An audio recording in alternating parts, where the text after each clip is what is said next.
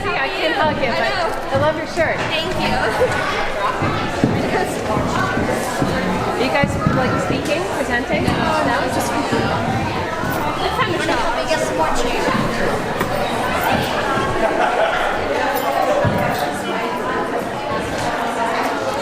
every time I Welcome by all the of you field and see that new to softball Wellesley field. Church and to our newly finished chapel space. We're so happy to host this event today, the first Wellesley International Women's Day celebration.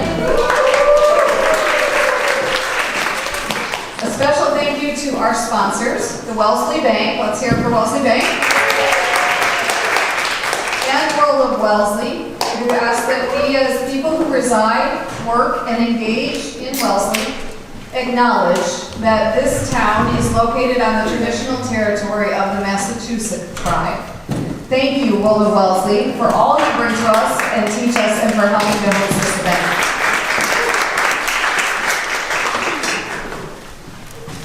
This day is a very special day to celebrate all women of every background, age, politic, religion, cultural or ethnic identity, whatever your style or stance, we are here to celebrate you. This event brings together all who celebrate women and all who celebrate one another and all who know that we are stronger together. I'm Sarah Butter. That's where we got there, right? We are stronger together.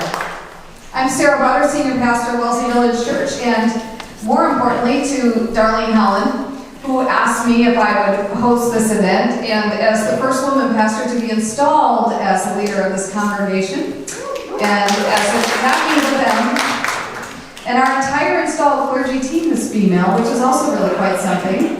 I was quick to say, of course, we are so happy to share our space with this wonderful event and with all of you today. We hope that you can feel very much at home here, and just know that there are bathrooms located at that end of the hall and over here towards the doors that go out to the churchyard. So welcome, welcome, welcome to this space, and welcome to Wellesley's first International Women's Day.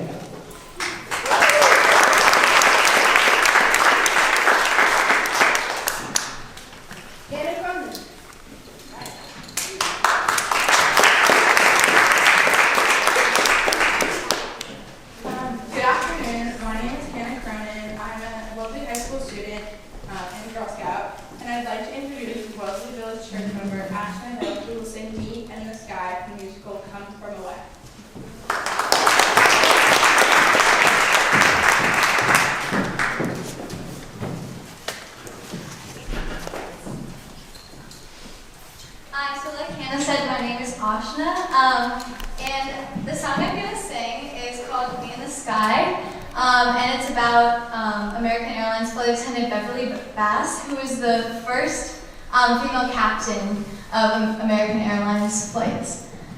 So this is "Me in the Sky." I hope you enjoy.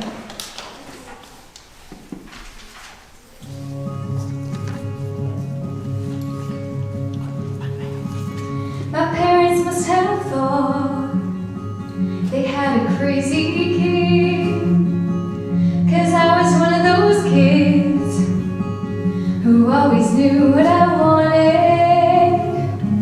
They took me down to the airport to see all the planes departing, watching them fly. Something inside of me started.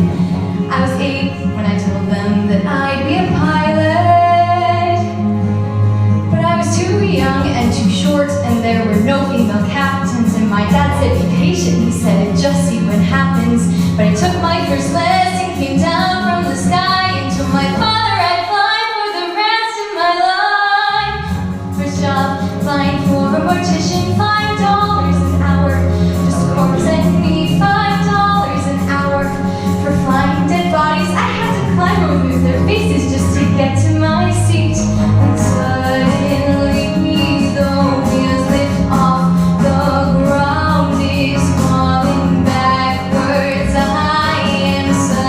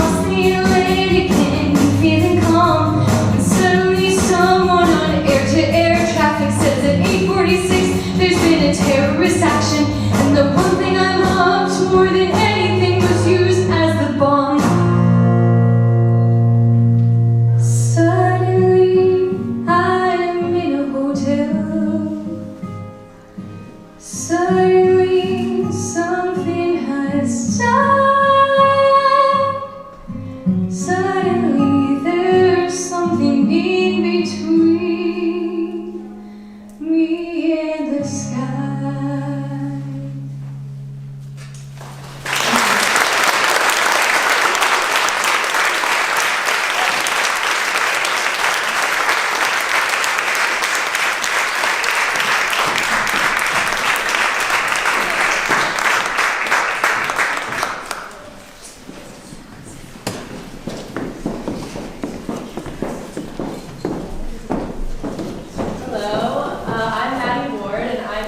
My mom, Kelly Tuthill, who is the Vice President of Marketing at Regis College.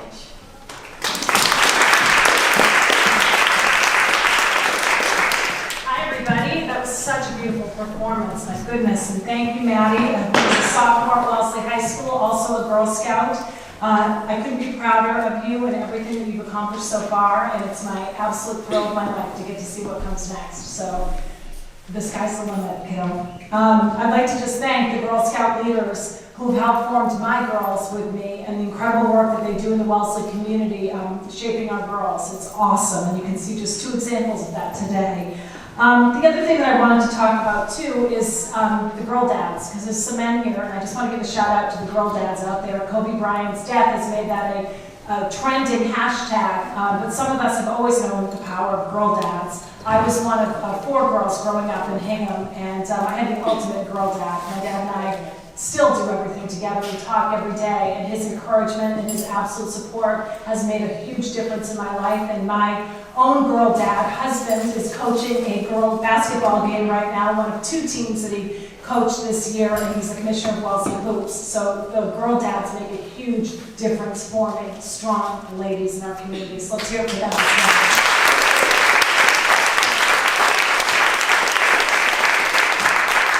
So this is awesome. It's such a privilege to be here. Thank you so much for including me in this wonderful event in this wonderful church. For 20 years, I was a reporter and an anchor at WCBB in Needham. It was a great experience of my life. And often people ask me what was most memorable about being a news reporter for so long. And it occurs to me that when I answer that question, it always comes back to some women that I covered. And one of the women that stands out the most that I often talk about, and when CBB did actually a retrospective show, I told this story and I've been telling it ever since. Her name's Tanya David. And I was covering a court story one day, this is many years ago, in 2006. And court stories are very standard for news reporters. And in this case, I went into a courtroom because a suspect was pleading guilty to a shooting. So I went to this just expecting it would be routine. And of course, the facts of any shooting for anyone involved is anything but routine, and this one was particularly difficult. In this case in Dorchester, a man had fired a bullet. He wasn't intending to hit the person he hit, but he struck a 3-year-old girl and left her paralyzed. And so in court this day, he had chosen to plead guilty, which is a powerful thing in itself and saves families a lot of pain. So we were in the courtroom, and he pled guilty and he apologized, and he asked if he could approach Tanya. And Tanya approached him and she hugged him and she forgave him. And it was really hard to keep composure in the courtroom for everyone, the judge, the court officers, for us as reporters who are supposed to be very impartial, because it was powerful to witness. Tanya David had a choice that day. She could get bitter or get better. And she chose to get better. And more importantly, she allowed her daughter to do the same. And it was a really powerful lesson in the roles that mothers play in lives, and the roles of setting a good example for our kids, and of moving forward. And that was April of 2006, and I would be diagnosed with breast cancer just a short time later, in December of that same year. And so Tanya inspired me because I had a similar choice. I had a 2.5-year-old, Maddie, who's now, like I said, a sophomore in high school, and I had a 6-month-old, her sister Cecilia. And it was a challenging time, and I was afraid. And I think that I chose that same road, which was to get better and not to get bitter about this challenge that was before me and threatening my life and my happiness and my plans that I thought were set in stone. And what's amazing when I look back on that time is the role that women played in getting me through what's been so far, and I hope the biggest one of my life struggle so far. And that was my OBGYN, Dr. Hope Ricciati, though despite I was only 36 years old, said, we're gonna get further tests, we're gonna check this out. A lot of people see young people with a problem and think, well, wait and see. It's unlikely you have cancer. It was unlikely I had cancer, but I did have cancer. So I would say she saved my life. My whole team was with it, my surgeon, my oncologist, my radiation oncologist, All women took care of me, and of course the nurses, the unsung hero of any major or minor illness for that matter. Colleen Harris took care of me and got me through chemotherapy and was amazing. And of course it was the women in my personal life who helped get me through a year of treatment. All my sisters and my mother and all the friends in this community and beyond who drove me to chemo, cooked me meals, and helped take care of my kids. So it's women who come through for you when you need them the most. And you know, when I think back, Tanya wasn't the only person that inspired me. She was great then, but what I found is the thread through my whole career and has informed my personal life were women who faced incredible challenges and managed to find a way not only to improve their own lives, but make it easier for other people. And I think about people like Nancy Frates, who has faced such an incredible challenge and sadly lost Pete this year, her son to ALS. No parent wants to bury a child. No parent can possibly picture the suffering that family endured with ALS. But look what she did with this. I mean, basically helped to spearhead the largest social media fundraising campaign in history, raising millions upon millions of dollars and giving so much hope for other people, young and old, facing ALS. She is just such an extraordinary woman. Christy Coons, my friend and yours, who lost her husband on 9/11. That poignant song brings it all back today. We're going to hear from Patty in a little bit.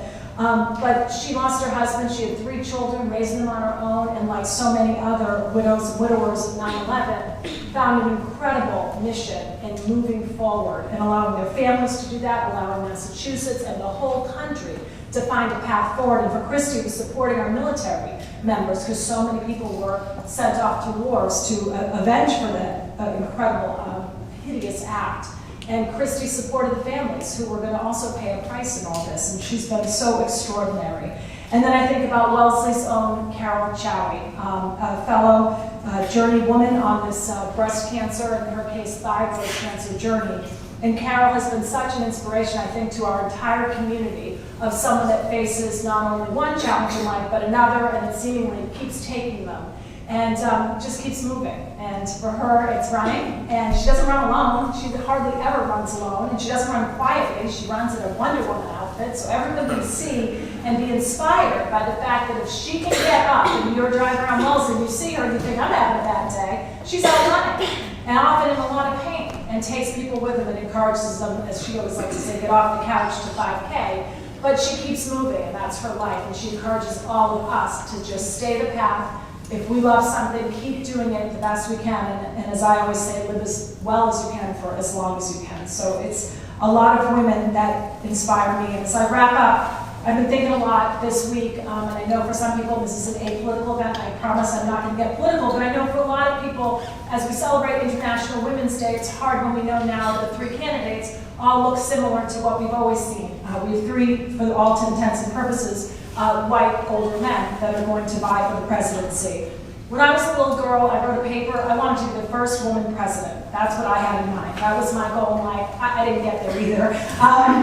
But I'm confident we will get there. I really am. In my lifetime, I see these young women that are here today. I'm confident we will get there. And I'll use one quick example from our own community.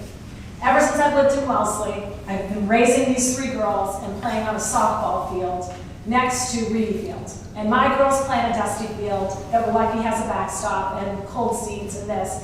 And the boys play with music, and they have a scoreboard and a beautiful backdrop. And my kids have always looked over and said, Mom, what's the deal here? Why do the boys have this beautiful baseball field and we play on this shabby field? It's been a source of embarrassment for Wellesley the whole time. Again, there are bigger problems in this world, but when you're raising girls and you're trying to build strong leaders who feel they're on an even playing field and there's equity, it's always been a huge problem in my household. It was in the Boston Globe. Gloria Steinem spoke out against it. Nothing ever seemed to work. This seemed to be an insurmountable inequity in Wellesley. Well, no more. A wonderful, strong woman we should celebrate on this International Women's Day, Jill Creevy, said, we're going to fix this, and in her lifetime. And she got a lot of other women to stand with her. And it was financial support, it was letters, it was reaching out to people, it was getting different grants and things. And this field looks amazing. I drove by this morning. It is almost ready to go. It is beautiful. It is a symbol for an insurmountable problem that we are getting past, and a symbol to our girls that you get the same things here. You start at a level playing field as our boys in this community, and you can excel, and we will be there to cheer you on every step of the way. And this field is named for Diane Warren, who I came to know at Schofield Elementary School, is a wonderful person at that school, an educator, and more importantly in this scenario, someone who has always championed girls' sports, in particular softball. So when you see that Diane Warren softball field, let it be a symbol to you that we will move forward. Our girls will have the same opportunities. We will cheer them on. And if it can happen here in Wellesley, I'm confident it can happen at the national field and around the world. We can do this. We just need to work together. Thank you.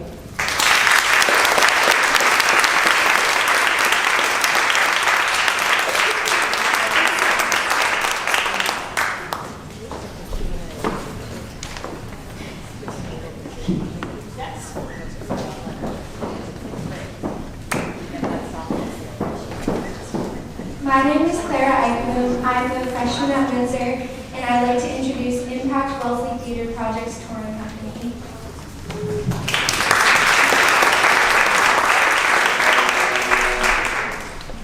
Hi, I'm Leah Steinman. I'm a student of Wellesley Theater Project, and I'll be singing Astonishing from Little Women.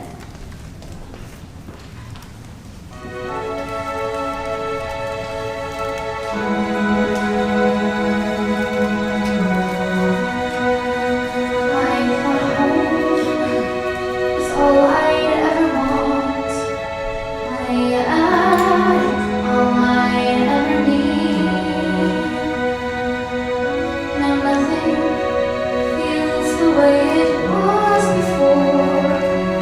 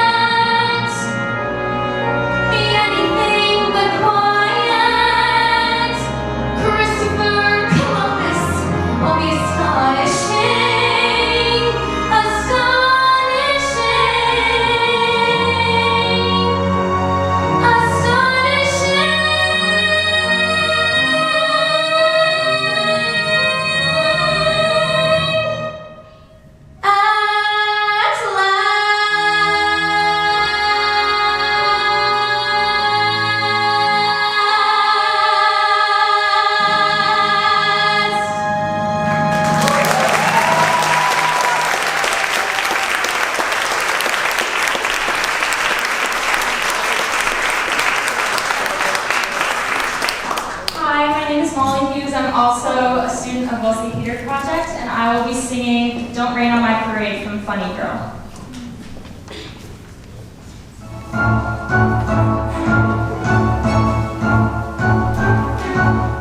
Don't tell me not to live, just sit and putter. Life's candy and the sun's a ball of butter.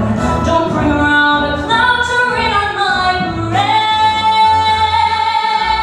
Don't tell me not to fly, I simply got to. If someone takes the spill, it's me, not you. Who told you you're allowed to rain on my parade? I'll march my band out, I'll beat my drum. And if I'm banned out, your turn at bat, sir. At least I didn't fake it, hat, sir. I guess I didn't make it, but whether I'm the rose of sheer perfection or freckle on the nose of life's complexion, the sinner or the shiny apple of his eye, I've got to fly once, I've got to try once, only can die once, right, sir?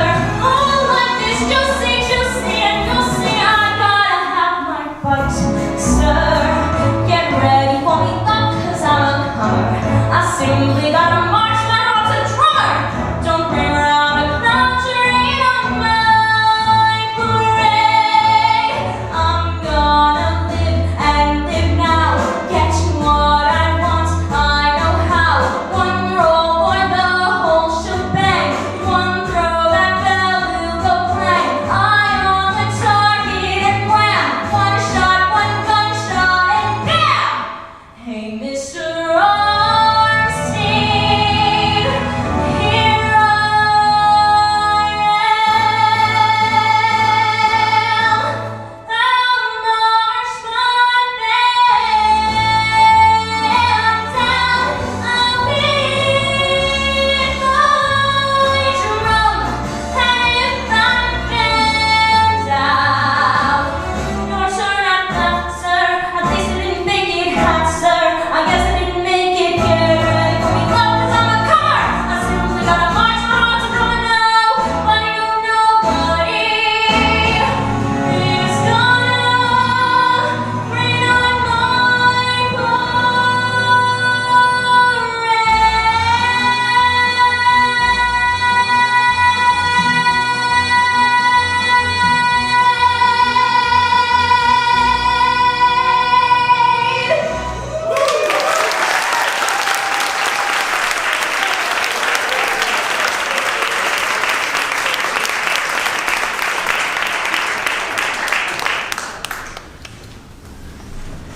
Hello, my name is Yasmin Jackie and I'm a student at Wellesley High School.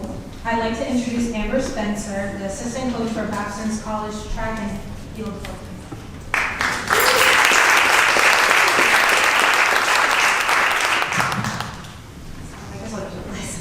Thank you, Yasmin. I don't know what's in the water here in Wellesley, but you guys, your voices are amazing.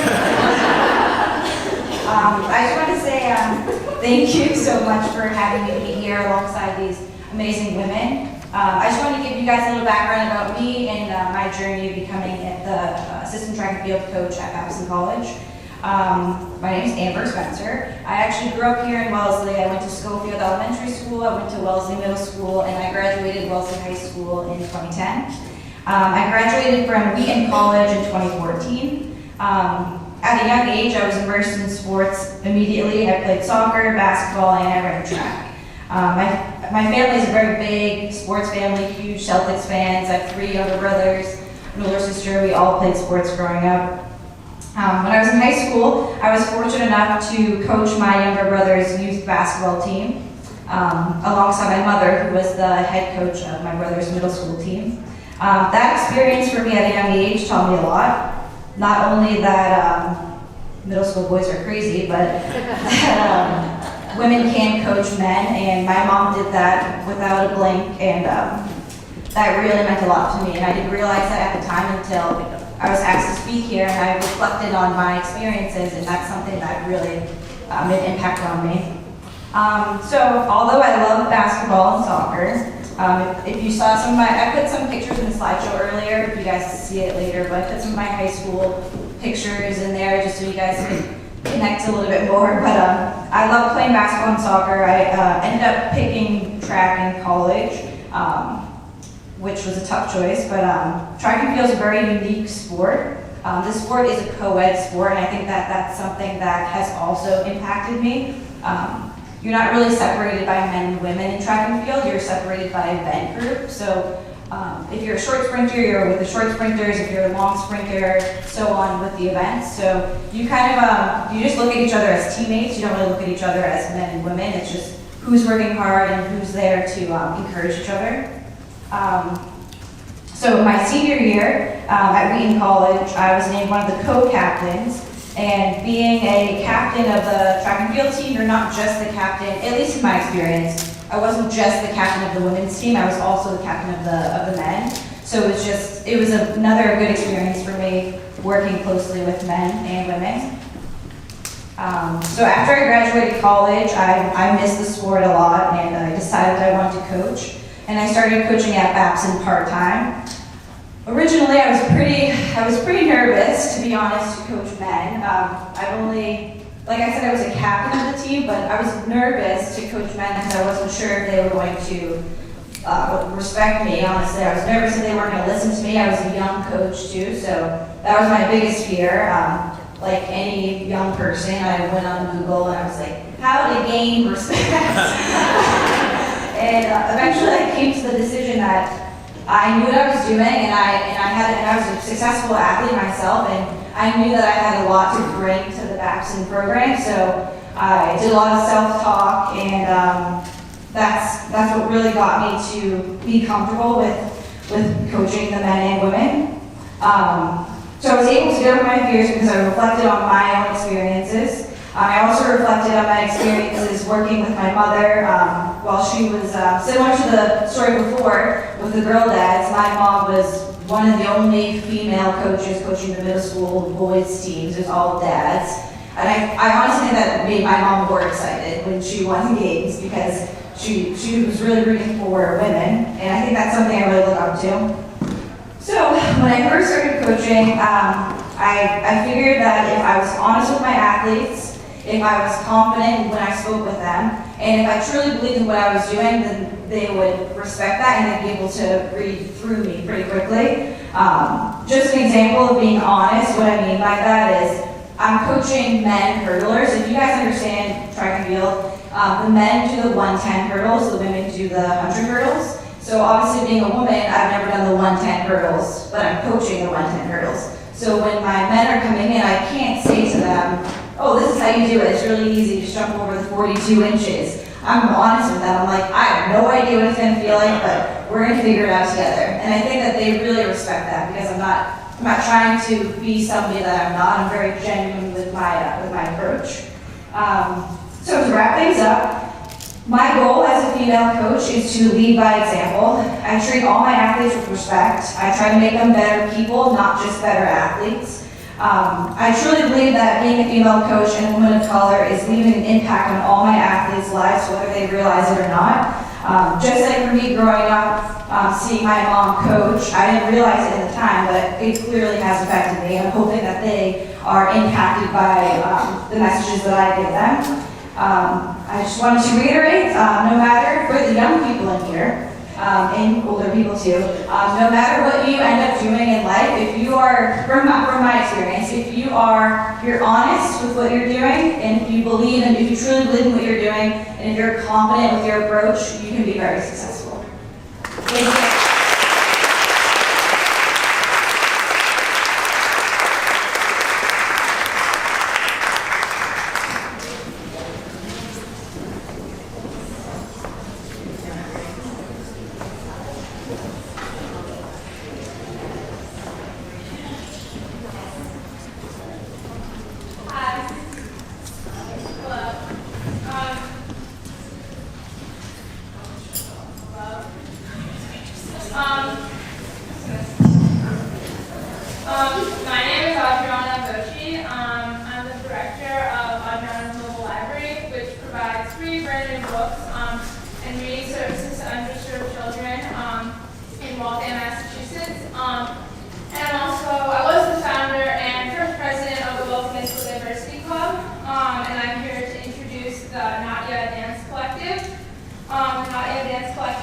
represents some Wednesday, feast celebrating the beauty of relationships between women.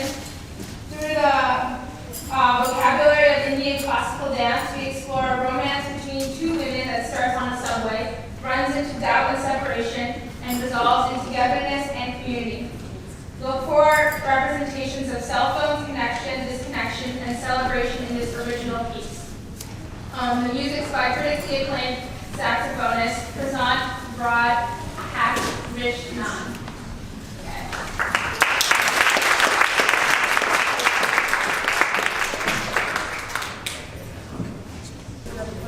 Okay, so as you can see, we're having a technical difficulty, but we can figure this out very easily. We're bringing this back. We're skipping over dance while we figure it out. I'll turn that on so you can hear me. And we're going to get the cheer squad up here to introduce Reverend Dr. Kelly Murphy Mason. And we're going to move on, and then we'll come back to dancers. Because we can always adjust, right?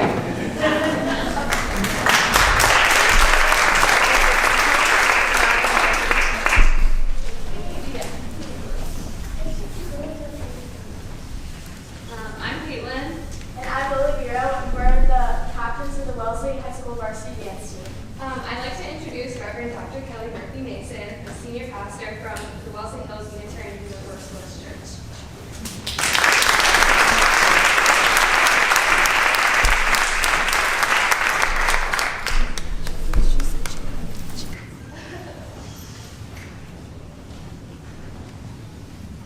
Many thanks to the amazing supporters and organizers who made this event possible today in Wellesley. I know how much work you put into this, and I am so pleased and proud to be part of the Wellesley Women's Initiative with you all. On a recent trip to my local supermarket, I saw they had dressed up the floral shop there and arranged springtime flowering plants just started to bloom on a display table where a sign emblazoned with a giant pink rose declared, "Celebrate International Women's Day with flowers. Sunday, March 8th. And that, of course, brings us to today. Now, flowers are both necessary in nature and lovely in their own right, and I am probably as big a fan of flowers as anyone. But they're not the way I want to celebrate International Women's Day in 2020. Instead, I want to celebrate in the company of women and girls, and the female identified and their boosters, because at the start of a new decade, in a milestone year, we have a lot to acknowledge by way of our progress and achievement, and also a lot to anticipate in the fairer world we are working to build together. A lot is still in bud these days. In 2020, the United Nations announced that the theme for this International Women's Day is Generation Equality, realizing women's rights. Earlier in the month, UN Women issued a report that described lagging progress toward gender equality worldwide and hard-won historic gains coming under threat. While we can always presume a measure of backlash, we cannot become complacent about it. The good news is there is a truly global feminism emerging in stronger force. In 2018, when I participated in the Parliament of World Religions in Toronto, I was encouraged to see an international and multi-faith coalition working together to raise awareness about the imperative for greater gender justice everywhere. These days, women's rights are more accurately portrayed as human rights. While women are the majority of the world's population, in every other sense, they are minorities. They account for only a quarter of representatives in seat of government and only a quarter of news items in all media outlets. Far too often, women are neither seen nor heard, let alone respected. UN Women called on people across all lines of division to band together to confront sexist behaviors, enlist male allies, support female activists, expose discrimination, challenge sexist stereotypes, share women's experiences, and advocate for gender parity in social, political, economic, and cultural domains. We can always do better on these things, can't we? All of us here holding this inaugural town-wide celebration of International Women's Day are doing our part to increase the visibility of women and to show regard for them, too. As a girl, I was raised in a patriarchal religious tradition that did not consider women potential leaders. When I entered late adolescence, I recognized that it would not be possible for me to stay in that tradition as an adult because my patience with it had already been exhausted. So I became involved in a progressive faith movement that allowed me to claim my spiritual authority and occupy public positions like the one I hold now. This morning I had the privilege of preaching on a moving manifesto titled, "We Should All Be Feminists." Perhaps you've read it. If you haven't, I commend it to you. Indeed, I believe we should all be feminists for our own sake and for the sake of generations to come who deserve to have women's rights realized. A couple of weeks ago, I watched a television documentary called Ms. Americana. It traced the path that led music mogul and pop sensation Taylor Swift to take a public political stance and to stop feeling muzzled, as she put it. As feminism teaches us time and again, the personal is political and vice versa. Sitting on her couch at home, Taylor told the documentary filmmaker, "I'm trying to deprogram the misogyny in my own brain. Toss it out, reject it, resist it. There's no such thing as someone who's bossy, there's just a boss." As soon as she issued that declaration, though, she started apologizing for getting on her soapbox. Then she apologized for apologizing. And sitting on my couch in my home, watching her grow visibly confused, I suddenly started to sob, registering both her anguish and my own intimate familiarity with it. "Sorry," Taylor said. "Was I loud in my own house that I bought with the songs that I wrote about my own life?" People, meet Ms. Americana. Too many women today are asked to pay too massive penalty for simply being too much themselves. When will that end? I hope to God soon, because honestly, I am losing all ability to tolerate the stifling and shrinking and silencing of any of us, either here in the US or elsewhere. The best way to celebrate International Women's Day is for us to gather together in sisterhood and solidarity and make a joyful noise, to be heard as well as seen, sing our songs and tell our stories, and be known finally as the fullest version of ourselves. I don't want flowers today. I want to witness girls and women in all their fabulous femaleness flourishing.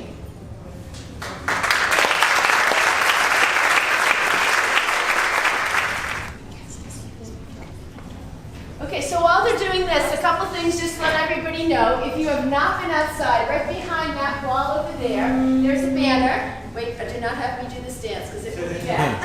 There's a banner where you can have your photo taken. Make sure you take photos with your people underneath this International Women's banner. There's a banner to draw on and to write on so we can get the voices and the words of all the people who are in this room today. And we also have lots of individually wrapped snacks and other assorted beverages out there for everyone. So please make sure you take a minute to do that. Let's introduce Odessa, Melinda, and Rama, the International Women's Day Committee.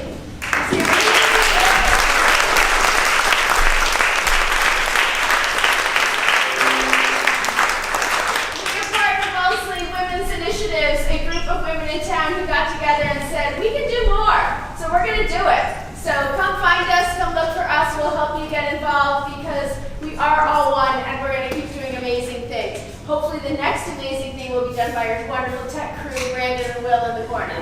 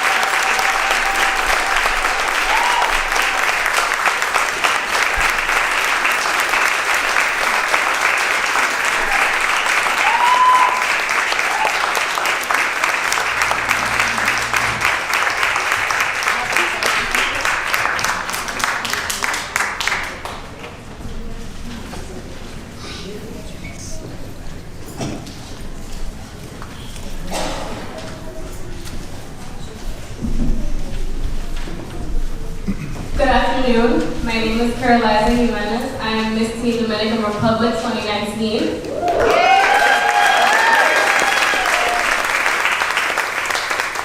I am a student at Highlander Charter School in Warren, and I am here to introduce the cheer squad and dance team of Wellesley High School.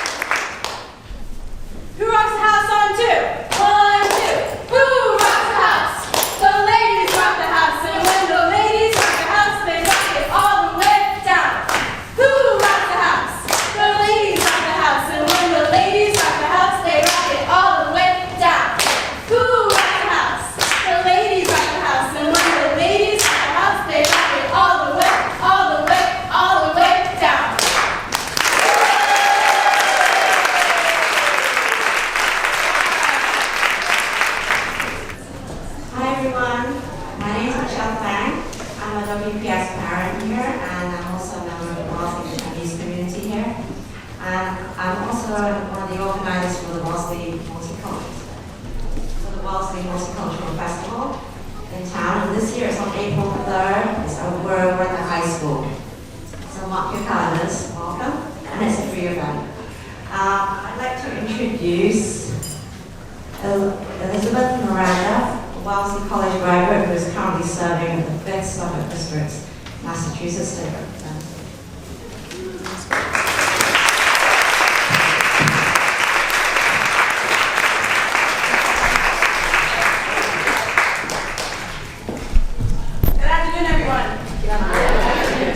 First, I want to say I bring you greetings from my colleague in the House, Alice Peisch, representative, who I've had the pleasure to work on, particularly on the Student Opportunity Act, to bring $1.5 billion into schools across the Commonwealth, particularly schools that are very much in need of the valuable resources, particularly for ELL students or low-income communities like the ones that I serve.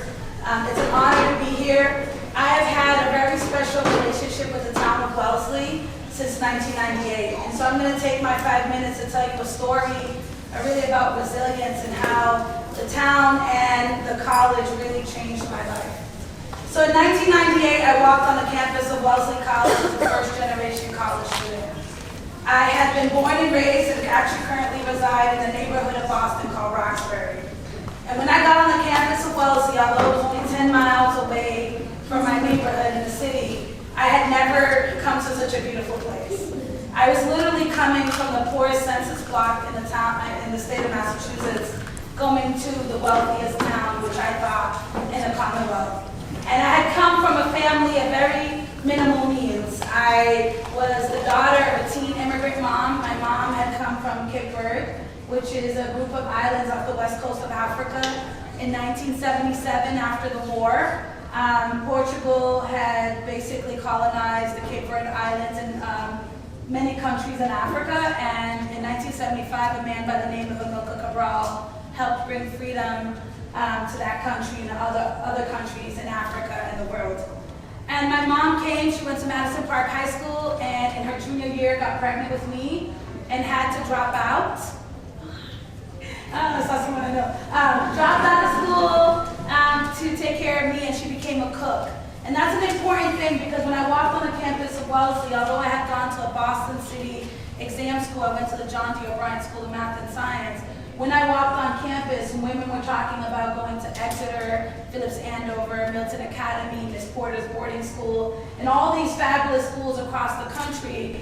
I was kind of shocked that O'Brien wasn't something that they knew about. And so I walked around campus so excited that here I was in the best college for women in the world, I like to think. Don't get mad at me if you went to Smith or Simmons.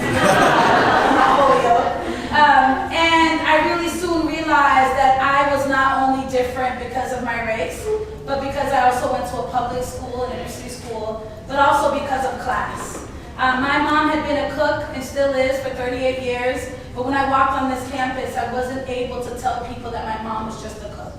Here I met the first black women that parents were doctors and lawyers, and I was honestly really ashamed. I was really ashamed because I wanted my mom to be a chef or to be an other so that I could talk about her experience. I also wanted my dad to have been a doctor or lawyer, but he was incarcerated, and so were my two oldest brothers. So I walked on this campus for the first 2 years really feeling unworthy and complete. But after 2 years of seeing signs on the poles that said, "We are here to be women who will make a difference in the world," I started to change my experience here at Wellesley. So instead of thinking about sort of it in a deficit manner, I started to say, well, I got here, right? I'm doing well, and I'm here to share what my experience is like as a woman who was a first-generation student. What could I do and make a difference here? When I decided to run for office in 2018, I did so because of you. I did so because there was only one African-American woman in the entire Massachusetts House of Representatives and Senate out of 200 seats. So we have 200 seats in our Massachusetts legislature. It's important to know that in 1636, Massachusetts was the first democratic legislature in the country. So a lot of the values that we have as a country really came out of the founding fathers of Massachusetts. And when I heard she was the only one, I said she needed some company. But I was scared. And I was scared because I didn't think women like me ended up in places like that. I thought I had to be an attorney. I thought I had to be, have more means. But then I realized that women can only represent women better, right? And so I knew that women of color, immigrant women, poor women also needed another representative in the State House. We only make up 28% of the legislature currently. So there's only been 210 women, period, who've ever served in the Massachusetts legislature. So I'm one of 210 history makers and one of only 3, we did a 300% jump, of black women in the Massachusetts House. So I came here today to say we've done a lot of great things, but we're here to do more.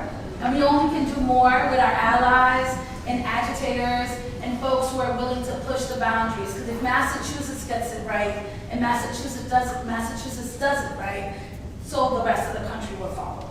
So my message here to end is really simply, there's a quote by Cher, that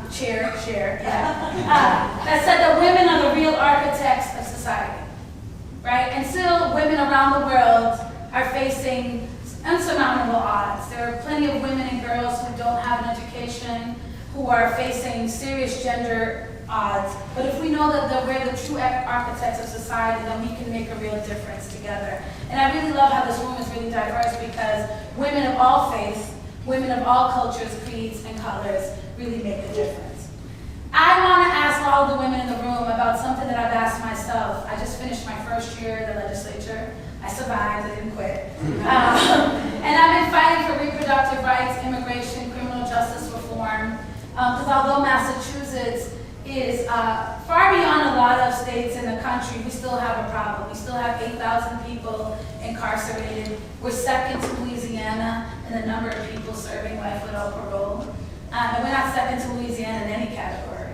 So it's an important thing to think about, that when you're thinking about yourself, to also think about the others. I'm not incarcerated, but I've lived with mass incarceration my entire life.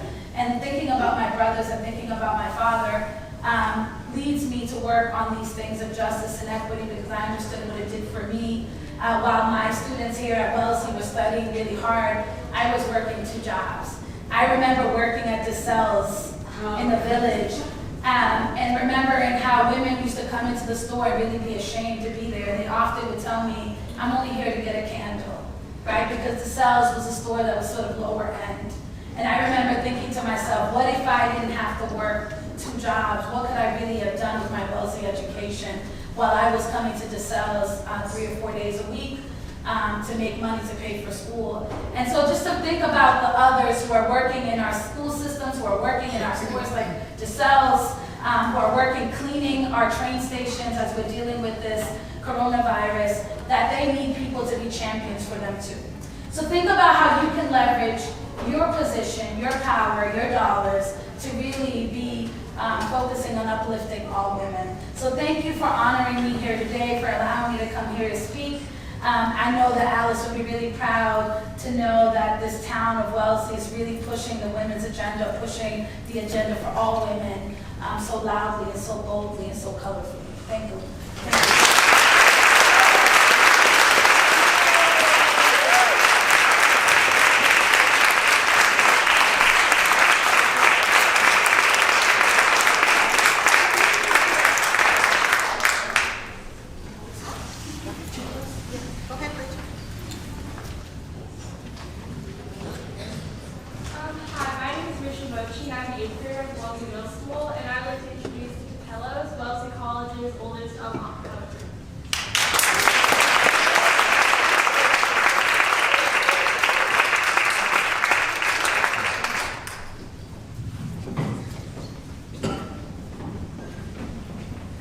Hi everybody, we're the Wellesley College Tupelos. We're Wellesley's oldest a cappella group on campus. We're so excited to be with you all here today and celebrate International Women's Day. The 2 songs that we've chosen, Look at Me Now by Emily King and All Night by Beyonce, are both songs made by incredible women that we all really look up to, so we're really excited to share this with you all. Thank you. Yay!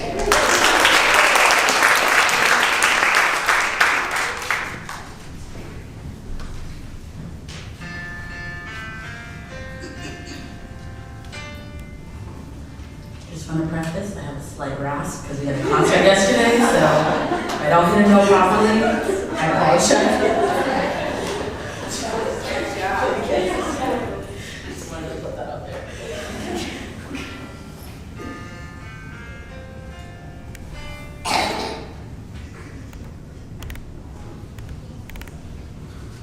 Are you hearing about me? How you dealing without me? Hello. Did you keep all the records? Do they sound good without me? Mellow. Heard you got a new lady. Is she driving you crazy? Too bad. Did you keep the apartment? Does she like what we started? So glad.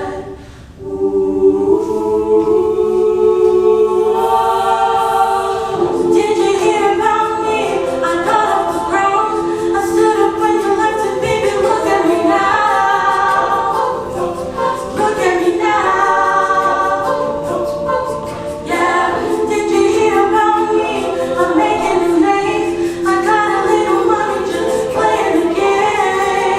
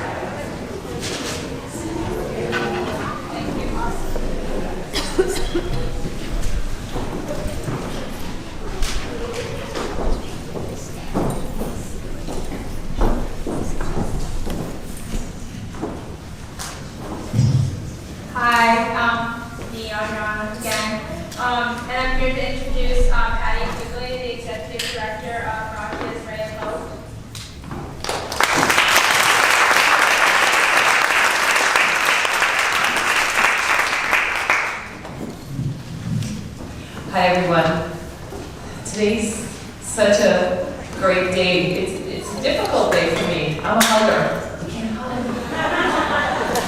And I'm a crier. Oh my God, I cry when I'm sad, I cry when I'm happy. And this is really a happy day. This is amazing. Yes, it is. Yeah. And first of all, I'd like to thank Darlene for inviting me.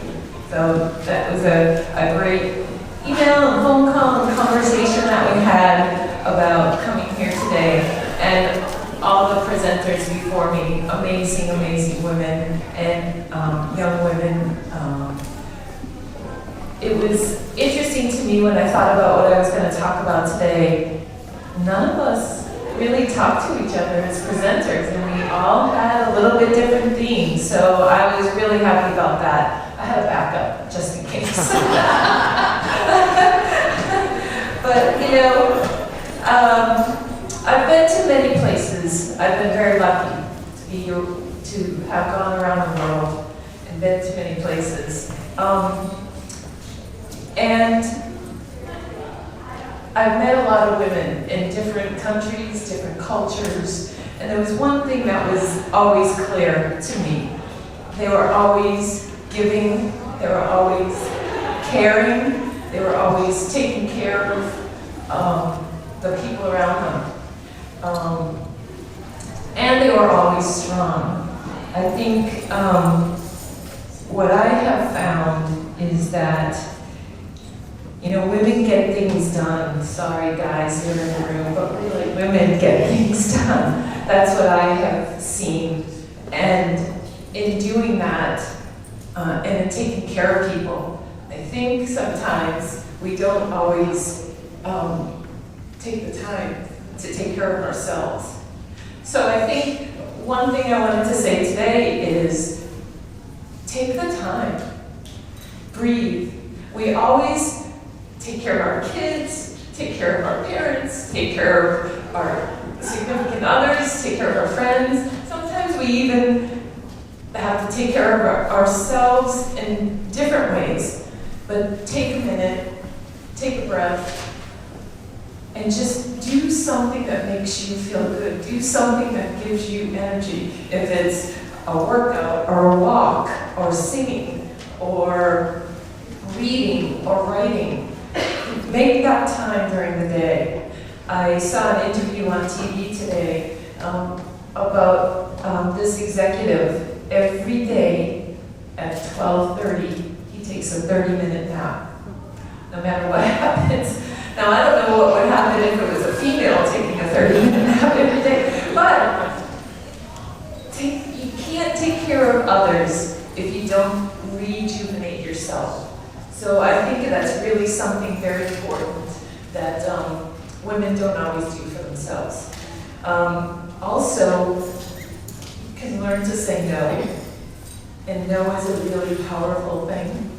I think you can say, that's a really good idea, but that's not going to work for me. You can say no to your kids, and they're still going to be okay.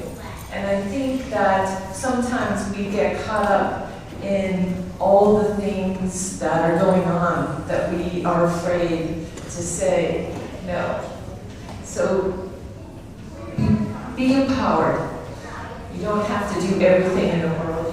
You can do some very meaningful things. Also, one other thing that I guess, I feel like, today is like preaching to the choir.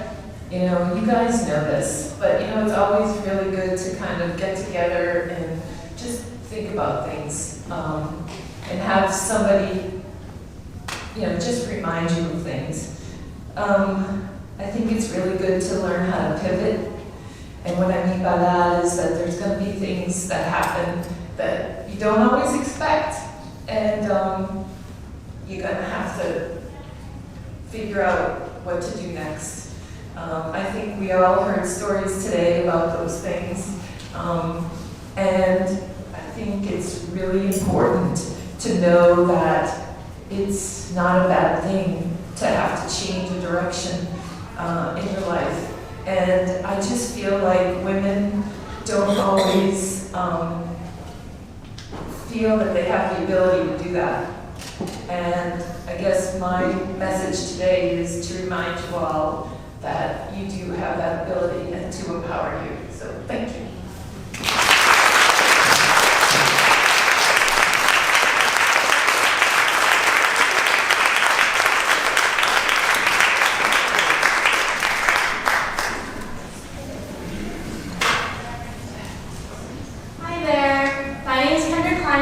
I'm a captain of the cheer team at Wellesley High School. I would like to introduce a former captain of mine, soloing to Rise Up, Cheyenne Thomas.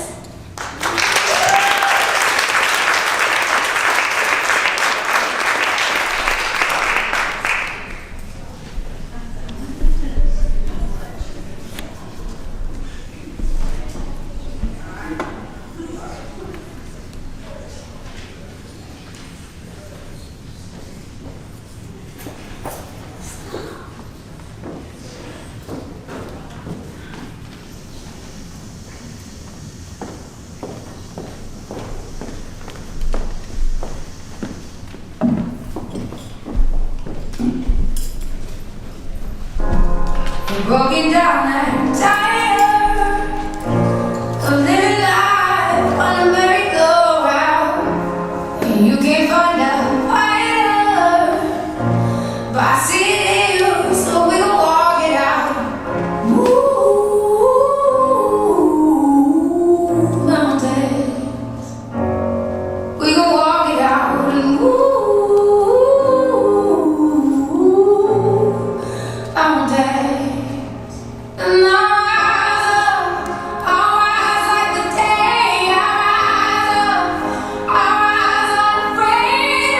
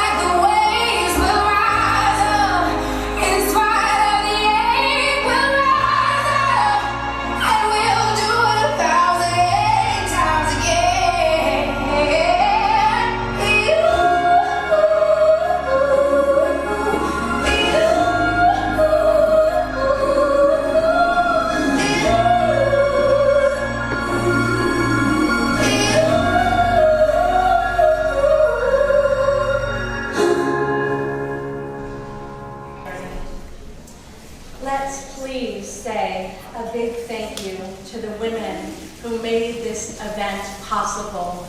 And I want you to yell if you're able, or speak loudly, or whatever you feel comfortable when I say these women's names. I want us to yell out, thank you.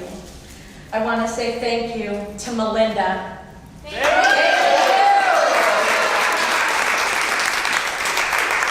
Adriana. Thank you. To Odessa. To Darlene. And to Rama.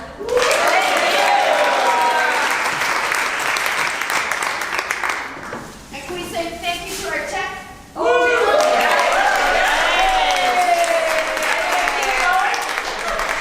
Yes, thank you to tech. And obviously thank you to all our amazing speakers today and our presenters and amazing young women who just filled us and filled this room with so much humanity. So a big, loud thank you.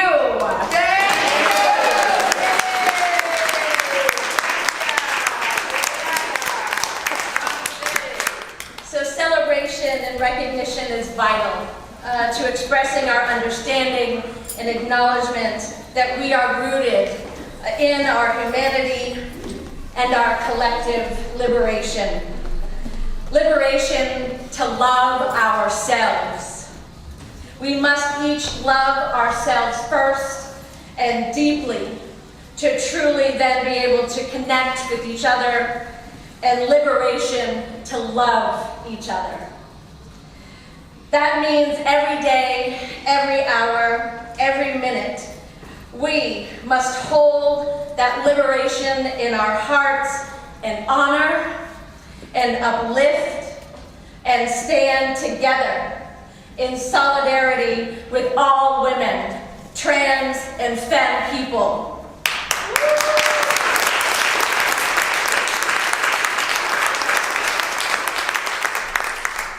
We must take action, each and every one of us, today, tomorrow, and every day, to educate ourselves how to be in relationship to one another across all of our amazing and important differences.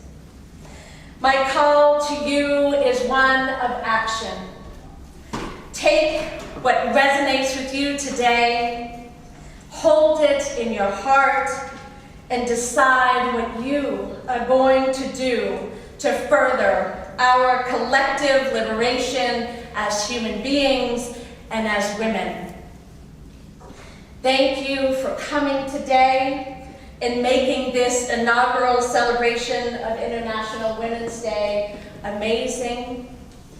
And I want to close out, before we finish, with a grounding out.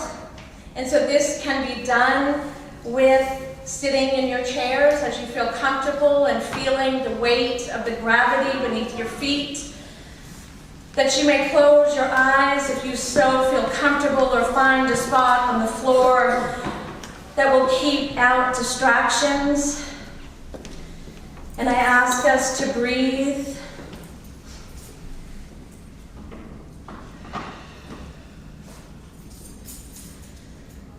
To breathe deep and feel the air coming into our lungs and into our body as we connect to what we have heard, what we have seen, what we have felt today, with the humanity of the people and the amazing women and young women around us. We breathe. We think about all the gifts that were given to us today and how that feels and fills our own humanity inside of us. Be present in the moment right now where you are. Feel the energy of the people around you. Take what resonates with you today. Commit to action. Commit to doing something in your sphere of influence, whatever that is. To love yourself, and to love the people around you, and spread truth and justice and peace for all of us, for all of the land, for all of the animals, for all of the living trees and plants that are around us that make us whole. Thank you to everyone today. We'll take another deep breath.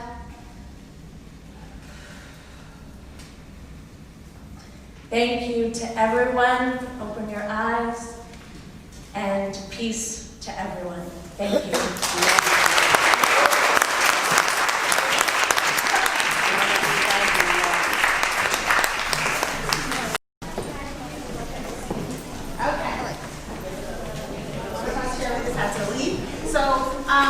Cheyenne, she's not in her cheer uniform, but she dance. That's right. And Caitlin and Lily just learned the cheer today, so forgive them. But we have two cheers. One is All Women Are Strong, and then we have Fight, which you heard a little bit earlier. So remember, I told you to pay attention.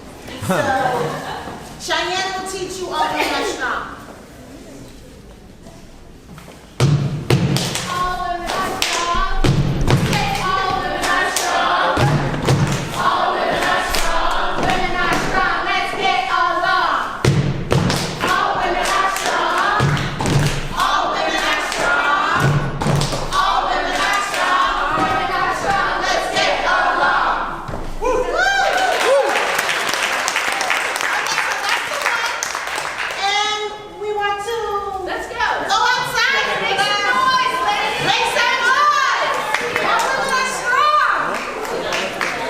Oh.